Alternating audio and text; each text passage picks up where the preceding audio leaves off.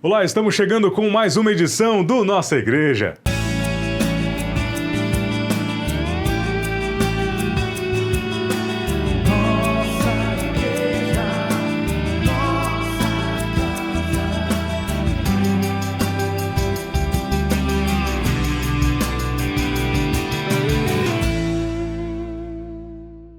Para você que nos acompanha aqui na TV União, nas cidades que são alcançadas por esta emissora, nos canais digitais da Diocese, seja bem-vindo, seja bem-vinda. Esse é o nosso momento de encontro, nosso momento de oração também, de saber o que anda acontecendo em nossa Diocese e também na Igreja do Brasil e do mundo.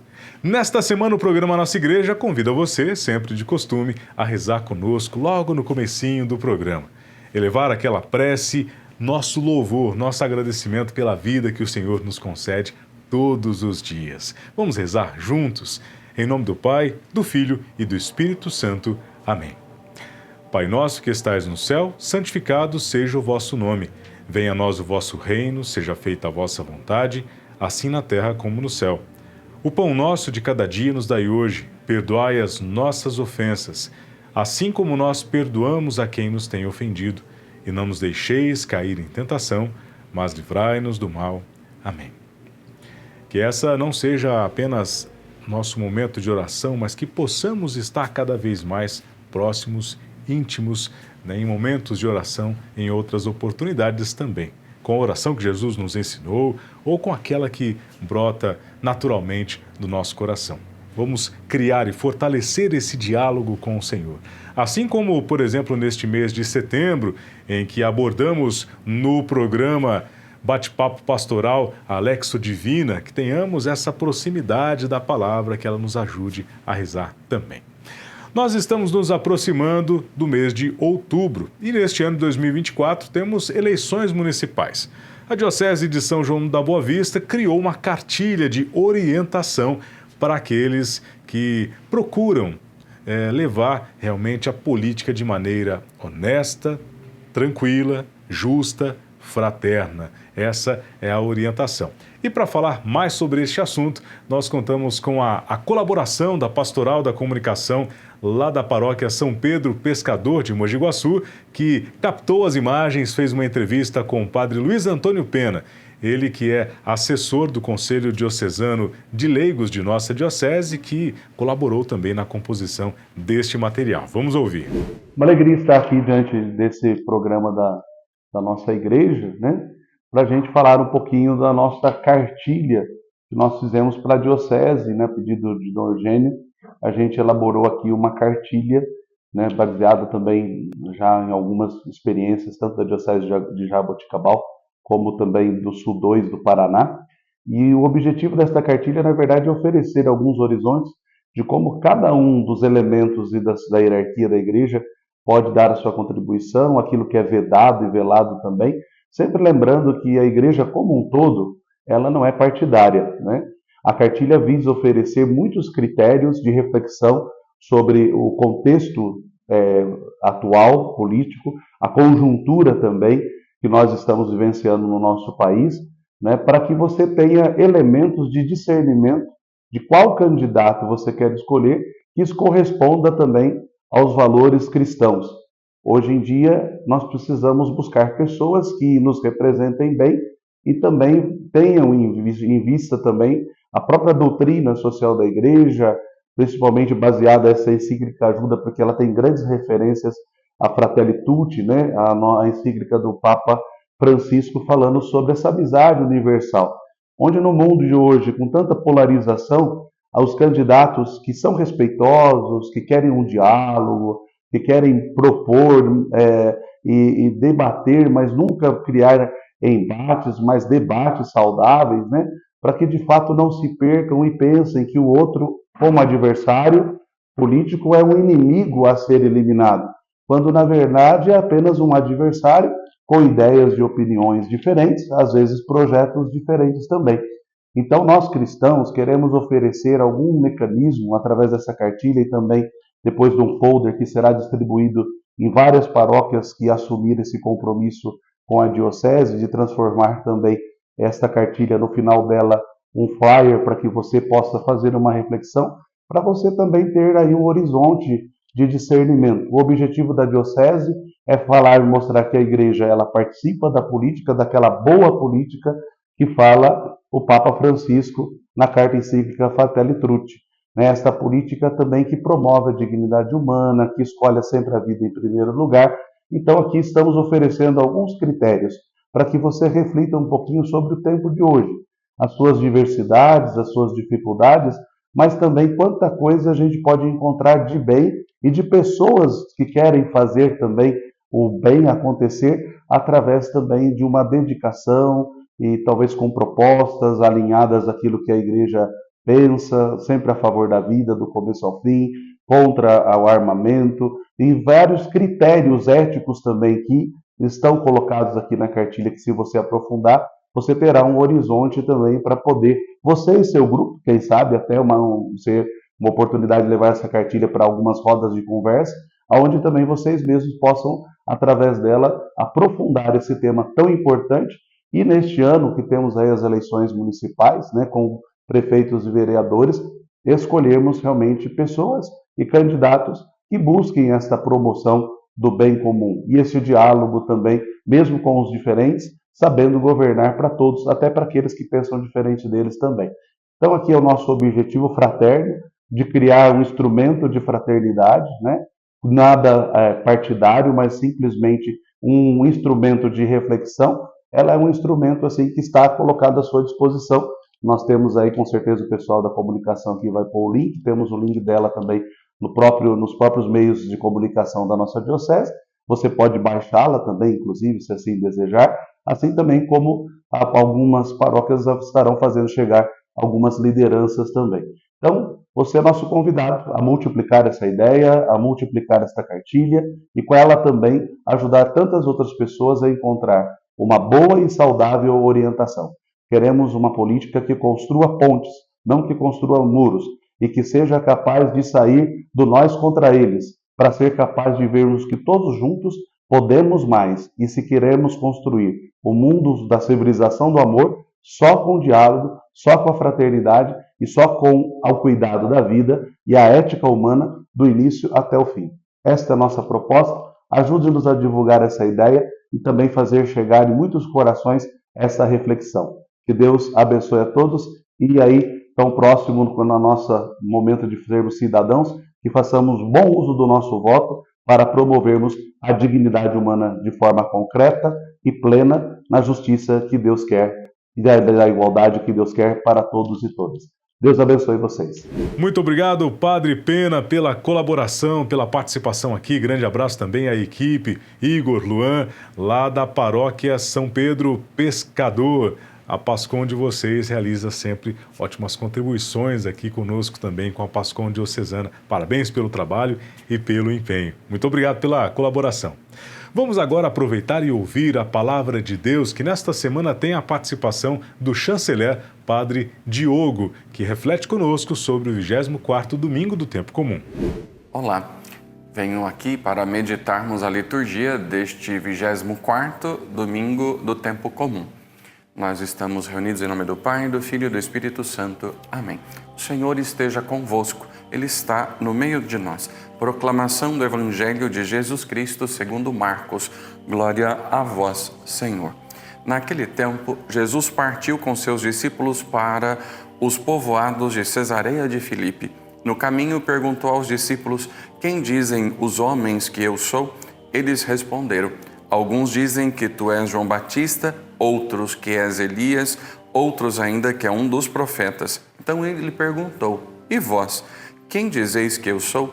Pedro respondeu: tu és o Messias. Jesus proibiu-lhe severamente de falar a alguém a seu respeito. Em seguida, começou a ensiná-los, dizendo que o Filho do Homem devia sofrer muito, ser rejeitado pelos anciãos, pelos sumos sacerdotes e doutores da lei. Devia ser morto e ressuscitar depois de 3 dias. Ele dizia isso abertamente. Então Pedro tomou Jesus à parte e começou a repreendê-lo. Jesus voltou-se, olhou para os discípulos e repreendeu a Pedro, dizendo: vai para longe de mim, Satanás. Tu não pensas como Deus, e sim como os homens. Então chamou a multidão com seus discípulos e disse: se alguém me quer seguir, renuncie a si mesmo, tome a sua cruz e me siga. Pois quem quiser salvar a sua vida vai perdê-la, mas quem perder a sua vida por causa de mim e do Evangelho vai salvá-la. Palavra da salvação, glória a vós, Senhor. Queridos irmãos e irmãs, a liturgia deste final de semana nos coloca diante de Jesus, que está percebendo que toda a caminhada realizada com seus discípulos ainda há uma má interpretação da sua identidade. Quem é Jesus? E aqui é importante perceber que, num primeiro momento do Evangelho, ele questiona os seus discípulos de como as pessoas que não viviam com ele, que não estavam com ele, como é que estavam entendendo esta sua identidade e automaticamente também a sua missão.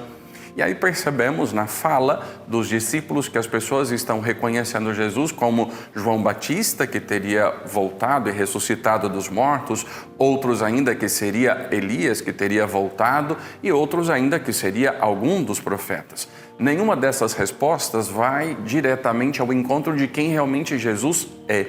Mas é importante também lembrar que estas respostas são de pessoas que não estavam convivendo diretamente com Jesus, estavam ouvindo o que Jesus estava realizando, os milagres que estava fazendo, e interpretação a partir daquilo que estavam dizendo de Jesus e não de uma convivência próxima com ele.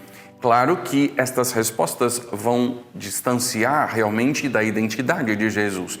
E aí nós temos a pergunta crucial de Jesus nesta primeira parte do Evangelho. E vós, quem dizeis que eu sou? Claro que esse vós não pode também ser pensado somente aos discípulos, mas também tem que ser dirigido a nós. Quem é Jesus para mim? Quem é Jesus na minha experiência concreta de vida, nesta relação que tenho com Ele? Porque uma coisa é ouvir quem seja Jesus, outra coisa é dizer quem Ele é através da minha experiência, através da minha vida concreta.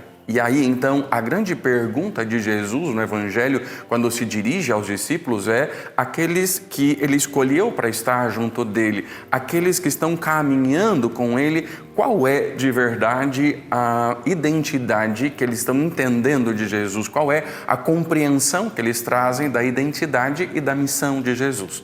Pedro, em nome dos apóstolos, vai dizer que Jesus é o Messias.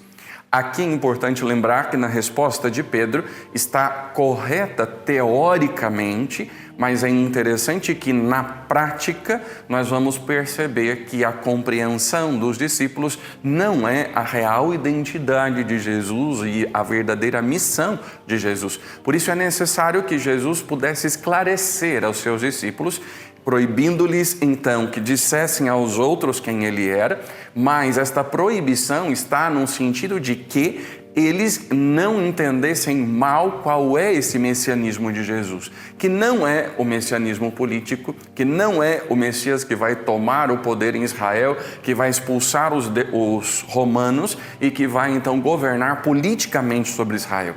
E para que isso ficasse muito claro, Jesus vai então dizer e começar a explicar aos discípulos que ele está indo para Jerusalém, que vai ser ali rejeitado, vai ser morto, que vai ressuscitar ao terceiro dia. E aí nós compreendemos também porque a liturgia de hoje nos coloca como primeira leitura essa leitura do servo sofredor, daquele que não rejeita a voz de Deus, mas se abre ao chamado do Senhor, que não resiste a este chamado, mas que oferece então o rosto para arrancar a barba, que significa até mesmo tirar essa dignidade para o judeu e não volta atrás nem mesmo desse sofrimento de sofrer, porque Deus está com ele. E aqui então se abre dentro da nossa liturgia este messianismo de Jesus, que é o da entrega da vida. O Messias que vai dar a sua vida em favor de todos nós para que tivéssemos a salvação que é oferecida por Deus. Esta salvação que parte de uma entrega de vida, que parte de verdade de um sofrer para que nós tivéssemos vida. Claro que dentro desta ótica da entrega de Jesus, da entrega da sua vida, nós temos uma algo que parte de Pedro, que também em nome dos apóstolos vai chamar Jesus então à parte e vai repreendê-lo, dizendo que não era esse Messias que se esperava, não é esse messianismo que Jesus devia viver, mas devia voltar àquele Messias que é o esperado, esse Messias político. E aí então Jesus olha para Pedro, repreende-o, dizendo que olha, afasta-te de mim. Não é a pessoa de Pedro, mas que se afastasse essa mentalidade desse Messias político e que Pedro pudesse abraçar este Messias que Jesus realmente é, o Messias que realmente Jesus está se apresentando como aquele que entrega e que doa a vida por nós. Por isso, a repreensão de Pedro é para que ele abandonasse estas ideias que estão erradas para assumir de verdade o Messias real ao qual Jesus é. Assumir de verdade este Jesus que quer dar a vida por todos nós. Mas ele não para aí. É importante que, além de assumir esta realidade da verdadeira identidade e missão de Jesus, ele faz um convite agora a toda a multidão, para aqueles que quiserem segui-lo. E aí então, 3 pontos importantes: renunciar a si mesmo, tomar a sua cruz, para que então façamos de verdade um seguimento correto daquilo que Jesus espera de cada um de nós. O renunciar a nós mesmos é, olhando para a realidade da nossa vida, quantas e quantas vezes nós queremos dizer para Deus o que Ele tem que fazer e como Ele tem que fazer, que foi a tentação de Pedro hoje, quando chama Jesus à parte e quer repreendê-lo. O renunciar a nós mesmos é, de verdade, realizar esse esvaziarmos-nos de nós mesmos para entrarmos na vontade de Deus. E qual é esta vontade? É a vontade de verdade que nós estejamos a serviço, que nós estejamos abertos para todas as pessoas, doando a nossa vida, nos entregando, vivendo aquilo de verdade que Jesus pediu que vivêssemos. E para isso é necessário esta renúncia. As pessoas não podem fazer a nossa vontade, não viemos para que os outros façam a nossa vontade, mas nesse segmento de Jesus nós somos chamados a aprender a nos colocar a serviço, assim como Jesus se colocou a serviço. E para que eu me coloque a serviço, eu preciso aprender a ir ao encontro da necessidade do outro, eu preciso ir ao encontro daquilo que o outro precisa, para que de verdade então eu realize esse serviço. E para isso é necessário a renúncia, né, de nós mesmos, da nossa vontade, do nosso egoísmo, da nossa vaidade, para que de verdade eu consiga ir ao encontro do outro. E aí também, nesse sentido de ir ao encontro do outro, eu entendo o pedido de Jesus, que é tomar a cruz. O tomar a cruz significa essa entrega de vida, essa doação de vida, assim como Jesus doou a sua vida, sem esperar nada em troca, sem querer nada em troca, mas de verdade servir ao outro como Jesus serviu, desinteressadamente, para que o outro tenha vida, para que o outro tenha dignidade, nem que para isso seja necessário morrer, nem que para isso seja necessário entregar a minha vida. Por isso a figura da cruz, desta entrega total de Jesus por nós, que não reservou nada para si, mas se entregou totalmente por nós. E nesta entrega que ele faz de si mesmo se torna este modelo. Por isso o assumir a cruz, por isso o tomar a cruz. Não é simplesmente porque eu preciso sofrer, porque eu preciso de verdade ter este sofrimento na minha vida. É muito mais do que isso. É de verdade essa doação, essa entrega de vida que eu preciso fazer, assim como Jesus fez. E quando eu compreendo então esta renúncia, quando eu compreendo essa doação de vida que eu preciso fazer como a de Jesus, eu então chego à possibilidade agora sim de poder segui-lo. E este seguimento autêntico, sem nada, sem olhar simplesmente para a minha vontade, me colocando como centro, mas colocando o outro como aquele que eu preciso servir e aquele que eu preciso cada vez mais buscar, né, estar a serviço. E quando eu compreendo isso, que a minha vida precisa ser de verdade uma doação, eu entendo a segunda leitura que é proposta para nós nesta liturgia. A nossa fé precisa ter obras. Não adianta nada eu dizer que eu de verdade acredito em Deus, que eu estou de verdade nesta comunhão com Jesus, se eu não pratico esta minha fé. Seria também um momento muito egoísta, muito individualista da minha parte, querer ter esta fé, mas não sair de mim mesmo e não ir ao encontro do outro, que é onde eu encontro também a imagem e semelhança de Deus. E por isso, claro, esta obra ao qual a segunda leitura nos recorda é principalmente o que nós encontramos na Escritura: o auxílio aos órfãos e também às viúvas, aqueles que eram sofredores, aqueles que não tinham amparo no tempo de Jesus. E por isso, então, trazendo para nós hoje quais são os desamparados, quais são os desvalidos que hoje eu preciso estar a serviço. São estas obras, a obra da caridade, a obra do amor, essa doação de vida que nos fala Jesus no Evangelho de hoje, que nós precisamos praticar de verdade como obras da nossa fé que trazemos no nosso coração e na nossa vida. Que esta liturgia nos ajude e que possamos também nós pensarmos quem é Jesus para mim. Quem é Jesus concretamente na minha experiência de fé? Porque quando tivermos esta consciência, nós teremos a possibilidade de realizar esta renúncia de nós mesmos, abraçarmos esta cruz que me lembra a doação e aí então estar seguindo os passos do Mestre Jesus. Que Ele nos ajude e que faça de nós de verdade autênticos discípulos missionários no dia de hoje. Louvado seja nosso Senhor Jesus Cristo, para sempre seja louvado. Amém. Muito obrigado, Padre Diogo, por esta reflexão sobre o 24º domingo do tempo comum. O nosso programa fica por aqui. Nosso muito obrigado pela sua audiência, participação, colaboração, comentários, sugestões. Na semana que vem a gente se encontra mais uma vez.